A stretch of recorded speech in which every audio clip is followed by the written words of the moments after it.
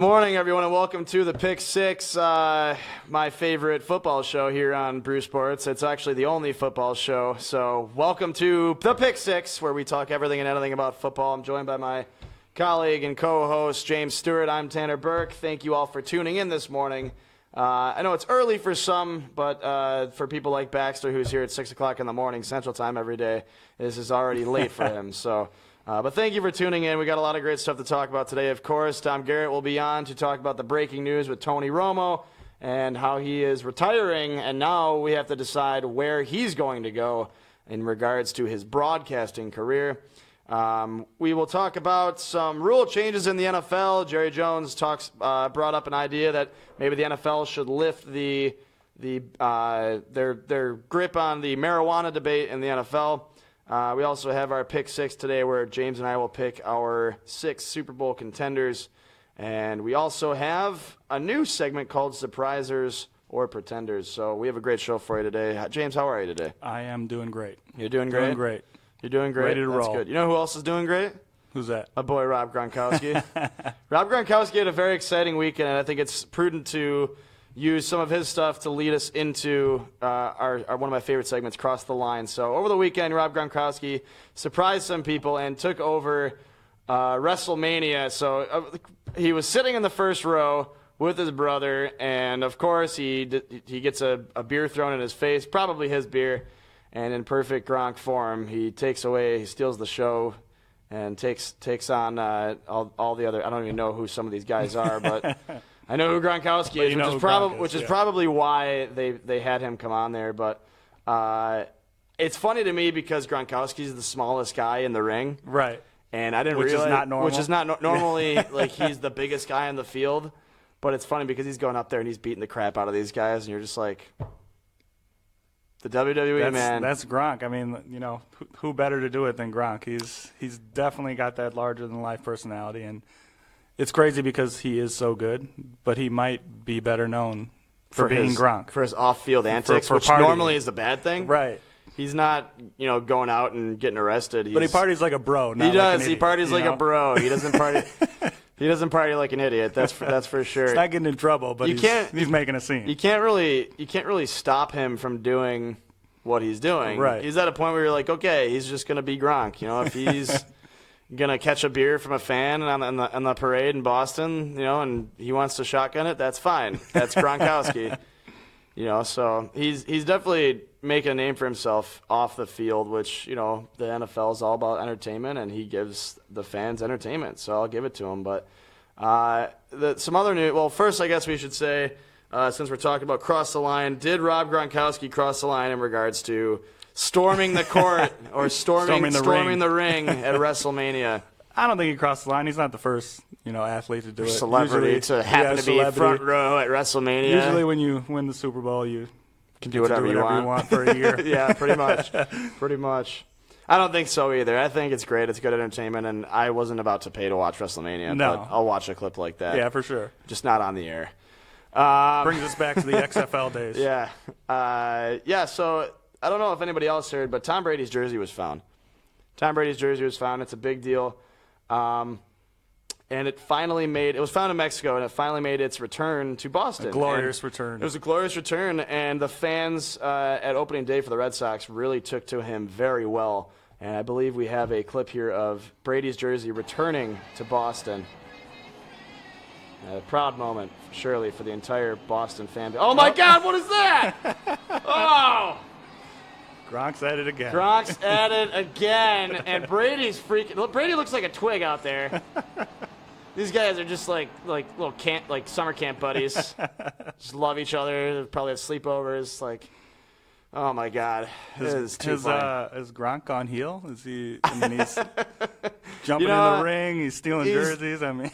I just think it's hilarious because I do not think that Brady knew Gronk was going to do that. I'm sure that was a last second, Gronk's like, I'm going to steal Brady's jersey. Oh, this would be cool. Yo, Brady's jersey's back in Boston? Not anymore. It's great, man. Oh, man. So Gronkowski steals Tom Brady's jersey. It's the second time that jersey has been stolen. It's worth $500,000. So if I was Gronk, that's a nice payday. Right. Even if you're already a multimillionaire. So, But what do you think? Did Gronkowski cross the line this time and stealing Brady's jersey? Again, I'm going to say no. I mean, it's Gronk being Gronk. We should have expected it. This is true. I do not think Gronkowski crossed the line on this one. This is just good entertainment. Yeah. It's just Gronk being Gronk. So, one more little tidbit for cross the line. Breaking news: Tony Romo has officially retired. And apparently he's decided to go into broadcasting. Tony Romo left a lot in the tank. Not like John Elway retiring after a Super Bowl, but Tony Romo could have played for a couple more years easily and made a couple more $1 million. Is Tony Romo crossing the line here in regards to retiring and not giving the league what they want in regards to playing somewhere new and starting a broadcasting career? I mean, he'll still have the hype because he'll be now covering. So it's not like he's walking or he's going to disappear. But, I mean, this takes us back to the conversation we've had hundreds of times. You know, all these guys are leaving earlier. The days of your gladiators, your Cal Ripkens, your Brett Favres, those are done. Oh, well, yeah. I mean, guys aren't going to play till they're 45. Right. Wait a minute. Tom Brady? 6 to 7 more years? All right, one more. We got one more. We got one Tom more Brady. of those guys. I mean, Tom Brady might be the last one. He really is like one big hit away, though, I think. So, I don't know. We'll see. It sounds like wishful thinking. Bags are like, what? No, he is. I mean, he's had a couple injuries, but he's been very durable throughout his career, and he's gotten hit a lot. He hasn't gotten hit very badly. Right. There hasn't been. I mean, I don't know if Brady's ever had a concussion.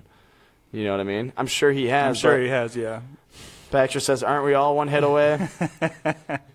Hot takes here on Pick Six. But yeah, Tom Garrett's going to join us here in just a moment. But did Tony Romo cross the line and leaving the league and leaving a little bit of expectation out there on the table? No, he did the smart thing. I mean, he's probably not going to win a Super Bowl. He's got enough money. He's not going to win a Super Bowl. What was he going to go to, Houston? Or Buffalo? Or the Browns? Absolutely not. So, no, he did the right thing. He's going to go and still be a part of the game and get to spend more time with his family and be healthy. So at some point, you just have to, you just have to realize you just want to be a dad. Yeah. And he's got the dad bod. He's had it for a long time. So, oh my gosh. Anyways, Dom Garrett is here with us today to chat a little bit about the breaking news of Tony Romo. Dom, how are you this morning, my man? Doing great. Kind of worried about my job security now that Tony Romo has hit this free agent market. But, I'm doing all right. Well, maybe we can get him to be here on Bruce Sports. I highly doubt it, but open invitation. We'll at least reach out to his agent for the good old college try. But what are your initial thoughts here on Tony Romo retiring? What that means to Dallas and the fan base, but what it means to the league from a perspective on a whole base here. I mean, I wanted to see a little bit of Tony Romo. So what do you think about that? Well, we're never good. We're not going to lose the storyline of Tony Romo being a quarterback in the NFL. Adam Schefter, as soon as he reported that, his tweet an hour ago said an NFL executive texted him and said Romo is now every team's emergency backup QB in case your starter gets hurt. Pay him to come out of quote retirement. So anybody has any sort of an issue, we're going to hear. It's like when a pro basketball head coaching job opens up and everybody's like, oh, is Coach Gay going to come out? Is Calipari going to come out? Is Tom Izzo going to come out? And that's the same thing that's going to happen all the time for probably the next 3 to 5 years with Tony Romo. It's like, does Tony Romo have one more go in him? It's like, does he? Probably. But I was looking at I agree with you guys. I think it's a smart idea for him to get out. I mean, Romo has been injured a lot. He's played 13 seasons, and only 6 of those seasons he's played a full 16-game slate. Especially with the latest injury that just happened. Anytime you're messing with the back, that's something that one hit on the wrong side, and you're talking about like taking like 10 years of walking normal off your life. I think that Tony's a super charismatic dude. I think that he's going to do great in the booth. I know people have talked about this too. Like, I could see him signing a deal with CBS where he's going to be able to actually commentate on golf too, because he's a really big golfer. You really think that's possible? You want to see Tony Romo as a professional golf announcer? I mean, I think it's going to happen. I think that this is what he wants to do, and he's going to come out and it's going to happen. I don't think that there was a specific situation that would have fit best for him. Denver, maybe. Houston, maybe. Would it have been fun to see that? Yeah. But at the same time, I don't think that he's going to play this year. And every team, I think now, you're seeing the stories that have come out of Houston already saying that Tom Savage is going to be the QB that they're going with. Denver is going to need to make a decision if they want to stick with Trevor Siemian, if they want to stick with Paxton Lynch, what they're going to do there. I think that it's also good just to, let's not worry about playing the Tony Romo sweepstakes. And we're going to see what quarterbacks in this year's draft are going to actually be able to make some waves. Is Mitchell Trubisky going to be a guy that somebody's going to want to take a flyer on? How does this affect Deshaun Watson's stock? That free agent quarterback isn't out there anymore. Everybody was kind of wondering where Tony Romo was going to land and then let the chips fall where they did after that. But now that he's out of there, I think it's going to be an interesting scramble to see what you can find. And let's not forget that Tony Romo himself is is like a D2 type of a dude, a guy that was pretty obscure and was just holding the kicks behind like Drew Bledsoe and like just a carousel of guys back in like 2005. And then finally ended up, getting a shot in Dallas in 2006. But I think that I think it just shifts the focus to the draft and what quarterbacks are going to end up on some of those other teams. Now, with Tony Romo out, like you said, it takes away one of those free agent quarterbacks, and it makes the draft a little bit more enticing when you're looking at the quarterbacks. Not that the quarterbacks coming out of the draft are guaranteed starters by any means, but what do we think this will have? What kind of effect will this have on Adrian Peterson?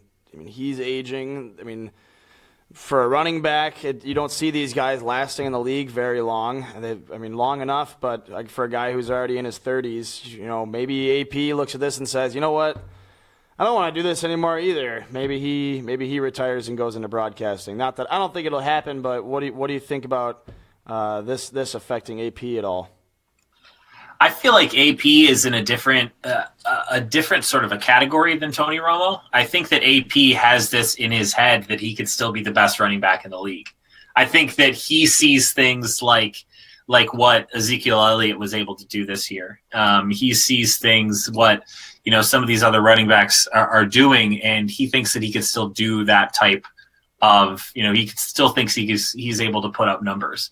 I think it really depends on what is the priority for him. Does he want to go to a place that's going to be a decent fit, that he'll be sharing snaps and get a potential championship? He was just in New England. Is that a potential? Is it something that he's going to want to go to a place that's just going to throw a bunch of money at him? Obviously, an aging running back is somebody that is the type of commodity. I mean, there's plenty of young running backs that are coming out. You're not going to have to pay as much money to Adrian Peterson, but Adrian Peterson's not just another running back. This is the dude that came back, rehabbed about twice as fast as you're supposed to, and won the rushing title the next season. Like, this dude is still a very special talent. So I don't think he's gonna quit. I could see AP trying to get another 1 to 2 years out of this, get a little bit more money, and it depends. If his prior, I honestly do think that, and I wrote about this about 2.5, 3 weeks ago. I think New England would be a place that Adrian Peterson would actually fit in well. He is not a blocking back. He doesn't do great with pass protection, but you don't necessarily need him to do great with pass protection. You can run him, as a first or a second down back, be able to give him some carries and let him split the load, with everybody else that you have in that platoon backfield with Tom Brady, the guy that honestly, you guys were talking about it earlier. Like the only major injury that he had was when he went down in, I think it was 2008, when he tore like his ACL and his MCL. He was out for like 15 games. But other than that, like I can see Tom Brady playing until he's 45. And, if he gets 2 years with Adrian Peterson, that's a really, really dangerous that's a really dangerous thought for everybody in the AFC. I think with AP, he's got to decide, does he want to be the lead back or does he want to go somewhere to win? Because if he wants to be the lead back, he's going to have to go to probably not a very good team. But if he wants to win, he's got to go somewhere where there's a line. I know that he's a beast and he recovers at a rate of a superhero. But he is getting older, and if he wants to win, he's going to have to, one, take a step back, and two, have a good line. So where do you think, New England would be a great place, but where else could he fall? It's an interesting thing. The way I always looked at it is I thought it was kind of like a two-horse race. He's always talked about Dallas, and people have thought about that, but unless he really wants to take a back seat and be the guy that's going to sort of help Ezekiel Elliott make that extra step, or take that extra step to what could really just be a superstar record-breaking career. I think that would be, as far as a line goes, obviously that's the best fit. I thought that Seattle was always a potential. They did just sign Eddie Lacy. So beast mode turned into feast mode up here. But I think that Seattle was always an option. I don't see any other than the Cowboys, and they still didn't do it this year. I don't see there being like a number one back sort of a fit for Adrian Peterson. I see a lot of teams that are switching to this 2-3 back set where they're able to rotate guys in for different type of packages. And I really do think, and just some of the feelings and, being a Patriots fan myself, sort of seeing the way that team operates, even though he didn't leave New England with a contract, this week, I can still see that being a deal to be done. So I really do think it's New England and everybody else at this point. But I would be surprised if I saw him in a place other than one of those three. Now, switching gears here a little bit, we have a couple of rule changes in the league this year, and one thing that I'm surprised they didn't address, and I guess I didn't really give you the heads up that I was going to bring this up, but this rule absolutely boggles my mind. Apparently, if a quarterback is outside of the pocket, it says in the rule book that a defensive back can get as physical as they like with their receiver or their assignment. Now, what I do not understand is we are a league where we have a handful of running quarterbacks, and they're almost more likely than not going to be outside of the pocket. Now, when that happens, Richard Sherman, he's known as a dirty hitter, but most of these hits are legal. And when I noticed this, it was when the Bills played the Seahawks last year, and it was towards the end of the game, and we had a chance to win, and he just completely blindsided one of our receivers. Now, Tyrod Taylor's outside of the pocket. Our wide receivers don't necessarily have the advantage of knowing that he's outside of the pocket, but the defensive backs do. I don't think it's fair that these defensive backs can just knock these guys out of the play just because their quarterback is out of the pocket. What's your opinion on that? And I'm just surprised that they didn't address this year. I'm not totally surprised they didn't address it this year. I think that it will be addressed probably next year. The league is always a year behind this, right? So like this year, they just got rid of the fact that you can't leap over, you can't pull what Troy Polamalu was doing for a long time, what, the Seahawks have done really well, what the Patriots have done really well, the jumping over to block the kick. That took them a year longer than people thought it was going to. This is a rule that kind of just came to light this year. I think that everybody, especially in that game against the Seahawks against the Bills, I saw that. I remember I didn't watch the game live, but I remember seeing it afterwards. I'm like, what in the world is Richard Sherman doing? Did he just lose his mind? Like, did he just snap? But it's completely legal. And, I think that this year you'll probably see more of that. I could see there probably being some sort of like unsportsmanlike conduct type things that happen. It's dangerous. It is dangerous. I'm not saying it's not, but that also plays into the fact that there is this new rule that it sort of is like the target rule in college that officials can actually eject a player for like a helmet to helmet type of a hit. So if you have like a defenseless receiver and you actually have a cornerback that lowers the shoulder and makes any sort of contact like that very well could hurt a player.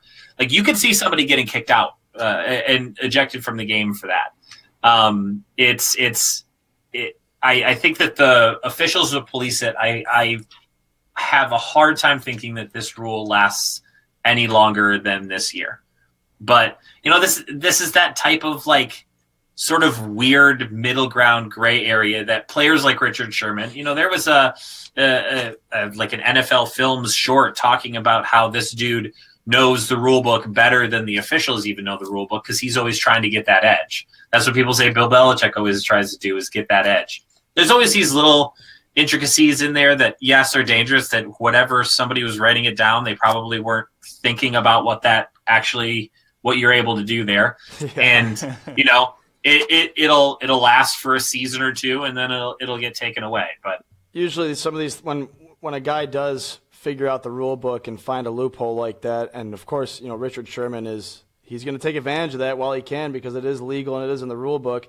It's going to make him look like a dirty player. But real quick, I just want to give a shout out to some people on Facebook. Of course, Trevor, Tom, and Jeff is here as well. Scotty says, #Bills Mafia. Scotty, we are talking with Dom Garrett, who is a Patriots fan, but he is one of our football correspondents, so we will have him on whenever we can. But I'll jump through a table for Bills Mafia. Hey, I'll do that. All right. If we have to. I need a video of it so we can get it on Barstool. But I'm excited for the season so that you and I can debate a little bit about the Bills and the Patriots. It'll be good. It'll be good. Yeah, absolutely. Trevor says, where does Jamal Charles land? Seattle combo with Lazy Lacy, question mark. Does Charles have any knees left for the NFL? It seems like we've completely forgotten about Jamal Charles. A little bit. I'm still excited to see where he goes. Yeah, I think he can still offer something. If he's, again, a duo, he can't be the lead back. He's shown that in Kansas City. Dom, what do you think? Does Jamal Charles possibly land in Seattle with Eddie Lacy? And does he have any knees left for the NFL? God, man, oh man. Like it's really crazy to just like I'm following along too, and I saw that name pop up. I'm like, oh yeah, Jamal Charles. Like I think that I do see the longevity of backs lasting longer when you are running this platoon type of a system. But does he have any knees left? Yeah, he'll probably like bust off like one like 127 yard game. And, probably piss me off because he's like somehow got picked up by the guy that I'm playing in fantasy that week. Like that's the type of thing that I could see Jamal Charles doing. Is he going to break 1,000 yards? No. Is he going to get more than like 5 touchdowns? Probably not. But could that be a duo that's actually there? For sure. Probably like a Chris Johnson type role in Arizona. Yeah, exactly. Like I could see something like that, coming up for Jamal Charles. And, he from what I really remember about Jamal Charles, now obviously he was like super explosive, but at the same time, like he is a pretty decent pass blocker as well. So if you have that ability and, he has good hands, he can catch something out of the backfield. You get him into a good system where you could play like on a second or third down and be able to pick up some of those yards. I could see there definitely being a spot for him, but is he going to be a featured back anywhere? Hell no. I don't think so either. I think I'm excited to see where he signs, but excuse me. Let's go. I want to talk about one more rule change in the NFL before we let you go, Dom. I want to talk about the new replay review system. It looks like the NFL is going to move more towards how the NHL handles their reviews. They are completely eliminating the booth or the hood, so say goodbye to the hood.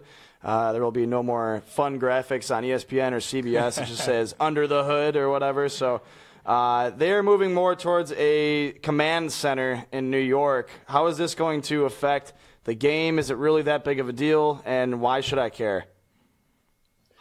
I don't think it's going to affect the game. I think that, it's going to say like holding the tablet or something like that. Holding the it's tablet. probably gonna be those giant like cone headphones. There's going to be that dude that runs out with like the bag that looks like he's like a wartime like radio operator, just like, oh, we have to contact the base. And Dean Blandino is, the back of Dean Blandino's head at that weird like GoPro in the corner of the control center is going to get a lot of airtime. Like that's what it's going to be.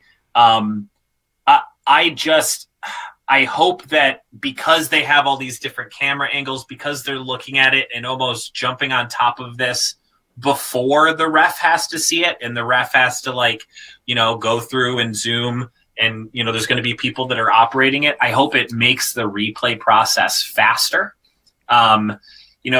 Will there be more potential replays? I mean, maybe, but if it's going to the control center, I always trust that. Like, I know that Major League Baseball replays can be slow at times, but at the same time, I like the process. Like, send it to somebody that's staring at 19 TV screens and let them do it instead of you trying to, one dude, like, going underneath the hood like this and trying to figure it out when you have all this other distractions around you. Like, just make it easy. Give Ed Hockley a tablet so he could, like, hold it. The guns can be showing, and then he can, signal for first down. Like, just make it quicker. It doesn't matter to me. Now, there's a familiar face in the league who's come out and brought up another strongly debated topic in the NFL. Jerry Jones has come out and said that he wants the NFL to drop its prohibition on marijuana use. And considering that a lot of these players don't like the fact that they're getting pounded with prescription painkillers left and right and essentially forcing addiction, some of these guys have self-medicated themselves with marijuana, and there's a Buffalo Bill who has Crohn's disease, and this is his only way to combat Crohn's, and in his case, stay healthy and stay in the league. What's your opinion on Jerry Jones' remarks and the NFL lifting the prohibition on marijuana? It's about damn time. Like, the way I look at it, like if you're looking at the country in general, I live in Seattle, I live in Washington. It's a green state. You can, there's pot shops everywhere around here, right? Like, this is something that I think that medicine is going to, like, it does help heal pain. It does help not have to take these prescription painkillers. And if you look across the country, if you count medical marijuana, I was doing a little bit of the research here. If you count medical marijuana in that, half, so 25 of the 50 states, marijuana is legal. And so you are operating businesses in this state. You have these athletes that are grown adults that are operating in this. I think it's about time that the NFL loosens it up. Now, they did loosen it up a little bit. Back in 2015, they changed the rules so that the positive amount that you could test for, it was like 15 nanograms per milliliter, which I don't know. It's like in the blood or whatever. It was only 15. They raised it up to 35. But the next closest league, which is Major League Baseball, is at 50. Like, the NFL is the strictest when it comes to this. And they actually, you see this all the time, like players getting suspended for this. You don't see it in the NBA. You don't see it in the NHL. You don't see it in Major League Baseball. Yeah. Like, you don't see it those places. And I think that's fine. I don't understand why the thing that actually helps heal pain and makes players feel better is the strictest in arguably, aside from hockey, but arguably the most intense and physical sport. It just doesn't make any sense. Now, This isn't going to happen until the next collective bargaining agreement, which I believe is in 2020. So we're not really going to see anything that's going to change for a while. But I do think that it's something that, again, if the league takes 2 years to figure out that it's, dangerous for somebody to jump over somebody else at full speed to try to block a kick, it doesn't surprise me that it's taking them this long. I just hope that in the next collective bargaining agreement, there's more owners like Jerry Jones that step up and go, yeah, just let the dude smoke some pot and he'll be fine. It's not like they're like Stop just suspending my players, ripping off of a bong like right before kickoff. Yeah, like, exactly. It's not going to make them play any better. So. Exactly. So like it's like Robin Williams said in that special. It's only a performance enhancer if there's like a chocolate bar in the end zone. Like if that's what you're gonna have, that's great. But like just let him smoke a joint after a game and relax. Yeah, I don't see an issue with that, and especially from the medicinal standpoint, Seantrell Henderson for Buffalo Bills, he's an offensive tackle. He was suspended in the beginning of the season 4 games for basically combating his Crohn's with prescribed medical marijuana, and then of course he's not going to stop smoking because it helps him eat, and as a professional football player you're eating 24/7, and with Crohn's it makes it very hard to do that. So I don't want a twig of an offensive lineman, so he got in trouble again for the second time of the season and then was suspended for 10 games.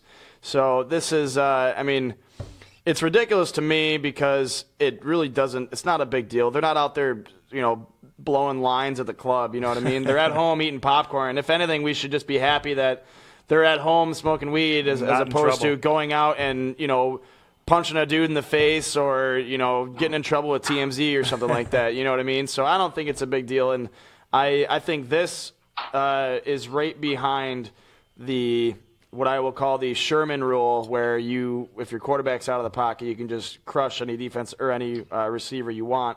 So I think those two things need to be addressed next season for sure. And of course, we'll get a couple guys this year that'll get in trouble for smoking pot, and we'll just have to accept it for what it is this season. But Dom, unfortunately, our time here has come to a close with you. It's been of course, I feel like whenever we're with you, we always run a little late, which isn't a problem. I love chatting with you. So.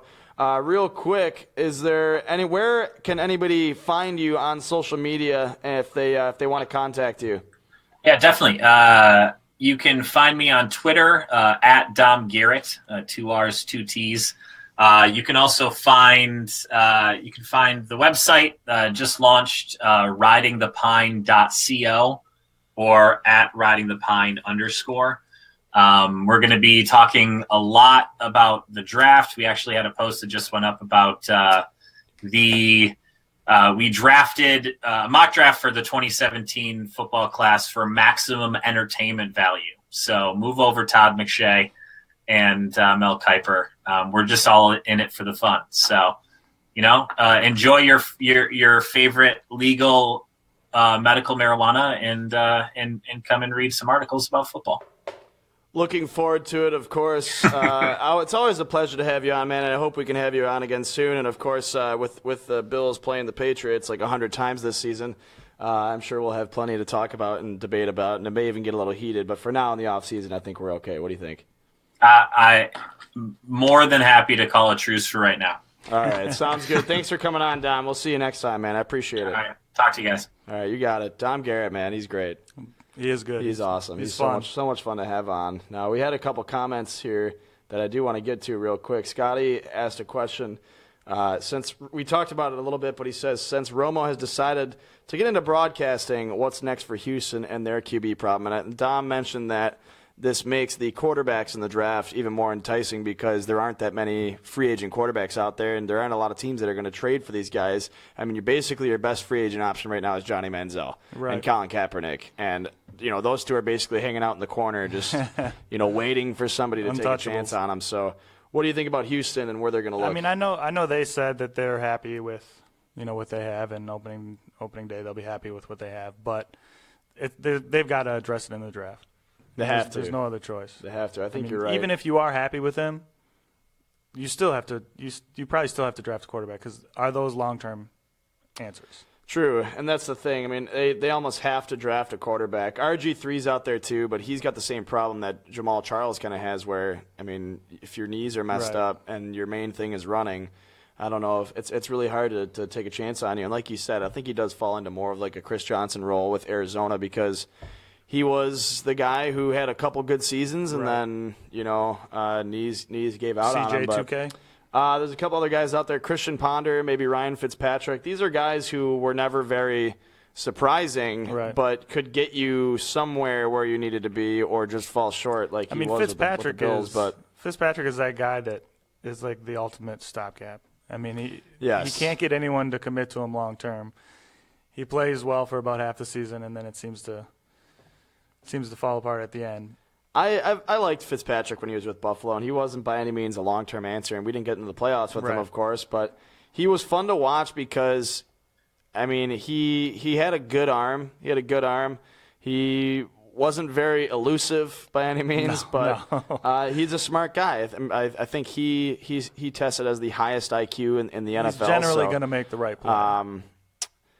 I'll get to this breaking news in just a moment. I don't know what Baxter's doing. He just starts writing things on a whiteboard and expects me to know what he's talking about. So here's another thing. Trevor says, I feel like the whole Osweiler trade for Houston represented a full court press for Romo. So who's next? Cutler, Draft, Savage. So that's. I mean, I think they just wanted to get out of Osweiler. I can't read that. That's too small. I think they just wanted to get out of Brock Osweiler. I need an IFB if you want to tell me some of these things. Oh, my gosh. Anyways, yeah, so the Osweiler thing is interesting because this is the contract. They wanted to be done with it. Yeah, they want to be done with it. And, I mean, this is why I don't see them going for, like, Fitzpatrick or anything like that because essentially you're getting a quarterback that has less promising potential than Brock But you're Osweiler. also not going to be tied to him for multiple years. This is true. Dominic says, thanks for the love, Mom. # no shame in my game. That's awesome. I love it. Love is love, man. You gotta take it when you get it. Love Fitz. Always gives 110%. Unlike Kyle Orton. # king of sliding. Oh, my gosh. Oh, Baxter Colburn comments. He says, Austin Davis, another sleeper free agent quarterback. He just flipped the table. If you wanted me to say it, why don't you just tell me? Is he a sleeper, though? I don't think he's a sleeper. No. I mean, here's the deal. If you're a good quarterback, you're starting on a team already. Right. That's how it works. Yeah. I mean, you're not. Tony Romo, even if he signs somewhere, there's still going to be a question of, okay, do we start him? Like, if he came to Buffalo, do we start Tony Romo over Tyrod Taylor? We'd have to wait to training camp. And I think that's why some of these teams wouldn't take a chance on him. Yeah, but you're not bringing in Tony Romo as a backup. He's not going anywhere. And he's not going anywhere as a backup. So maybe that's why he's like, okay, nobody really wants me to start for him except Cleveland. And I don't want to play this game. And I want to play in Cleveland. So, Davis was called the next Favre. Okay, Baxter. And Harold Miner was the next Jordan. So yeah, we'll let that one go. Let's see. What else do we have here? Man, there's so much going on in the football world right now. Not really, though. Let's see here. Let's get into some surprisers or pretenders. I want to talk about some of the guys who we're not really sure about right now, and that includes some people we already talked about in Tony Romo, Jamal Charles, Adrian Peterson, and one thing that piqued my interest was Todd Gurley. So some people are saying Todd Gurley can come back next year and have another breakout year in L.A. since he definitely had a downer last year. Yes. Is Todd Gurley a surpriser or is Todd Gurley a pretender? I mean, you have to think that he's a surpriser. It's still so early in his career, and his rookie year was good. I mean, he fell off a little bit last year, but sophomore slump. Let's chalk that up to the move and you have to think he can come back. I think so. I think he can, and I think for the organization of the Rams in L.A., that's pretty much all they have to hope for right now is a future with Todd Gurley. Tony Romo retiring and going into broadcasting, surpriser or pretender? I'm surprised. Yeah, I'm surprised. I think that he had a few more years left, but ultimately, you said it earlier. I think it is the right move. So I guess I would have to say I'm surprised. We have some 2018 free agent quarterbacks right now for next season. Kirk Cousins, Drew Brees, Drew Stafford. Oh, my God. Drew Stafford's a hockey player. Sam Bradford, Derek Carr, and Jimmy Garoppolo. That's a lot of free agent quarterbacks next season. Well, I mean, plus the draft itself next right. year has a couple good quarterbacks coming in. So with Kirk Cousins, I mean, he's turning out to be the new Fitzpatrick. Some of those guys are going to get signed, though. Some of those guys are going to get re-signed. Eventually, Cousins is going to get a deal. Yeah, I don't know. Maybe it's not in Washington. I don't think it's going to be in Washington. I don't think they give him a long-term deal. Because he's not great and he's not awful. I mean, he's. Baxter says these were the best ones he could find. There are 10 more, plus 10 more. Can you hold that up one more time really quick? I just want to see what your list says right there. So Drew Brees, Kirk Cousins. Drew Brees is going to get Drew Brees will probably get re-signed by New Orleans. They're not going to let him go just yet. Stafford's interesting because, and so is, Derek Carr, we can probably assume will get re-signed in Oakland or wherever they are in Vegas or whatever. Yeah. Stafford and Bradford are interesting because there's potential that those teams move on from those quarterbacks. And those would be decent free agent quarterbacks to look at. With Bradford, I guess the real question is, and I haven't done much research on this, but what's going on with Teddy Bridgewater? Is he done? It's scary because it seemed like they were happy with and invested in Teddy Bridgewater. So yes, until his unfortunate injury, and I mean it could potentially just end his career. Right. If it's a career ender, then unless you're drafting, I think they have to think about that right now. Right. They have to assume. I mean, he's not going to be ready for this season, so they have to assume that Teddy Bridgewater is not going to be playing for them anymore. And even if he did come back. Teddy Bridgewater is a mobile quarterback who just got his leg broken in half. Like, Teddy Bridgewater is not going to be Teddy Bridgewater anymore, and it's sad. But and he had a promising future, but unfortunately for Minnesota, I don't think it's going to happen. So I never really saw it with Teddy Bridgewater. I mean, I think he was a mobile quarterback, but he wasn't amazing. He wasn't one of the faster guys. Yeah. And he didn't have the greatest arm, in my opinion. And I just don't like quarterbacks that wear gloves. Trevor says the Raiders are already talking to Derek Carr about working out long-term contract details, and Todd Gurley told everyone playing fantasy football to pick him number 1 overall last year. A lot of disappointed people out there. He's not wrong. Trevor actually agrees with you, Baxter. He says tossing Austin Davis. Agreed.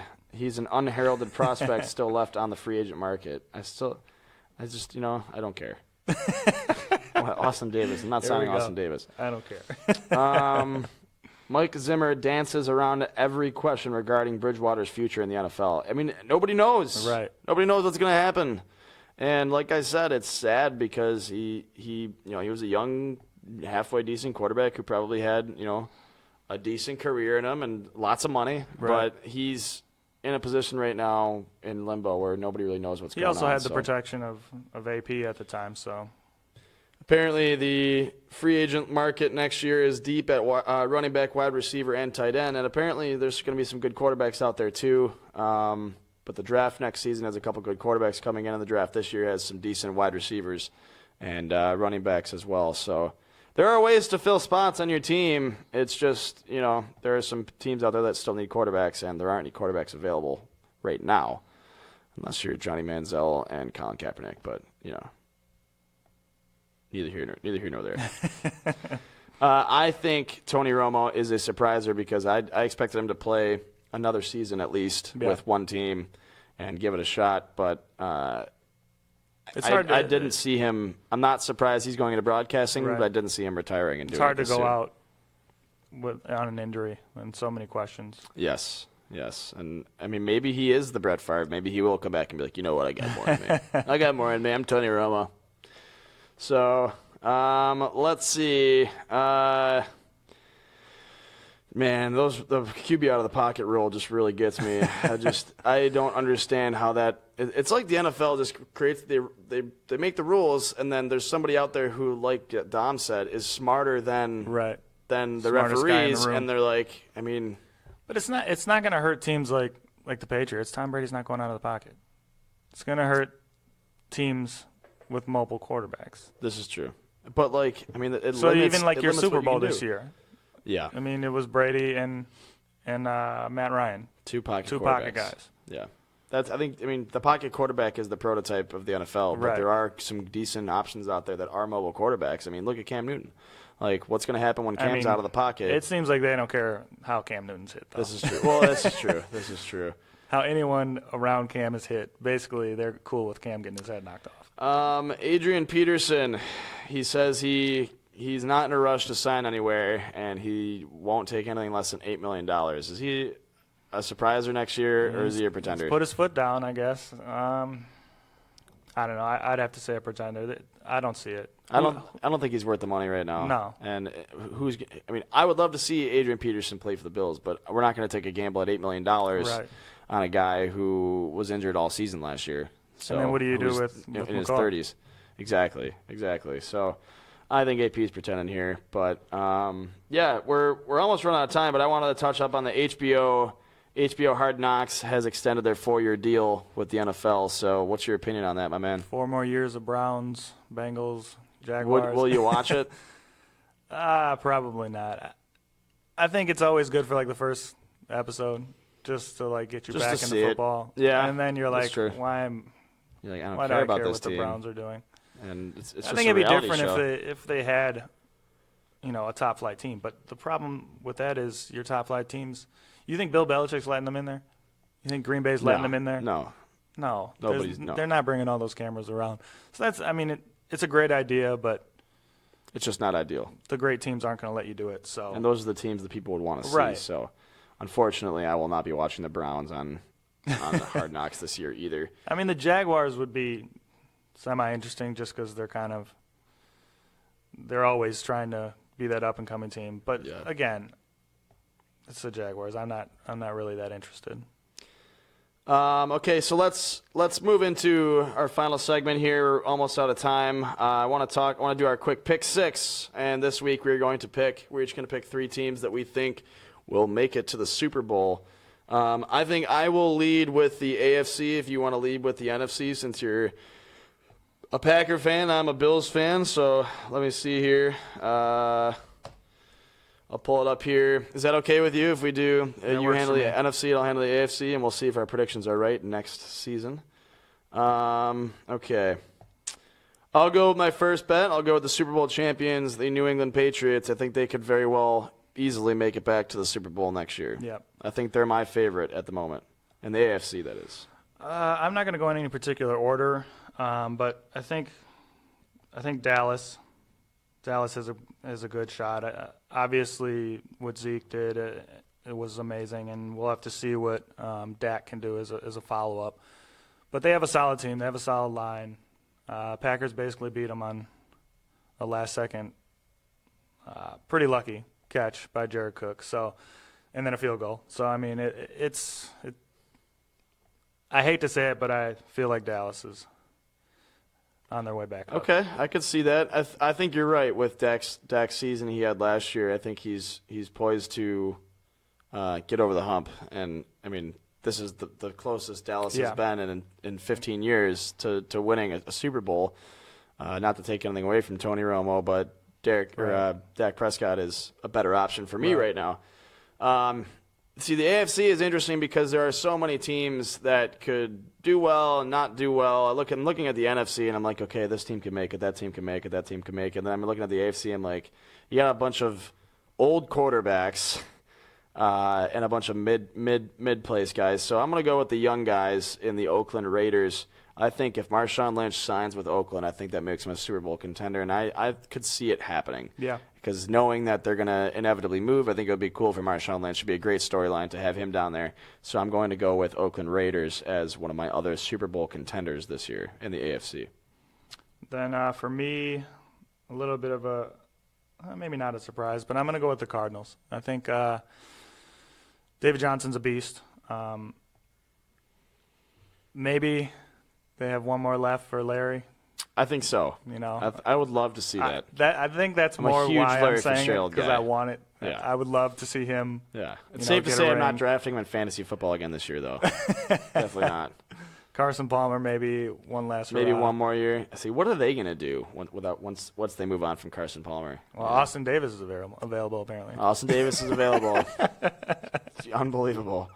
For my third, I'm going to go with unfortunately, I think he has one more good season. I'm going to go with the Pittsburgh Steelers because Antonio Brown and Le'Veon Bell are too good, and Ben Roethlisberger still has a decent arm. So I'm going to go with the Pittsburgh Steelers. I think they're going to figure it out, and I think they have a chance to make it back this year. So my AFC picks are New England, Pittsburgh, and the Oakland Raiders. Those are the three that I think will come out on top when it is all said and done. We'll probably end up doing this closer to regular season again, but this is my too early to tell Super Bowl prediction. Well, since it's early and too early to tell. Mm-hmm. Too early to tell. I'm going to go with the Green Bay Packers. Packers. Well, that's it. I'm going with the Bills. The Bills have a great chance to make it to the Super Bowls. I mean, in all honesty, though, they do have a decent chance. Baxter. Of course they do. They always do. So I'll give you that. I was assuming I would have picked Green Bay too. So and that's my completely biased opinion. But Baxter says his sleepers are the New York Giants, Kansas City, and the Titans. The Titans are interesting to me. Titans are interesting. Still some young quarterback questions there, but in regards to the Giants could very well be contenders this year. You could bring in Brandon Marshall to complement Odell Beckham Jr., and then you have a pretty scary set of wide receivers. Right. And as much as I don't like Eli, he's not a bad As much as I hate Odell, yeah, he's good enough. He's good enough to win two Super Bowls. He's gonna have two guys apparently. you can just throw it up to. Maybe the Patriots will lose to the Giants again one last time before both of those quarterbacks retire. So sorry, Dom, but I'd be okay with that. That's my story, and I'm sticking to it. Any closing remarks? Any closing thoughts here as we close out the Pick 6 today?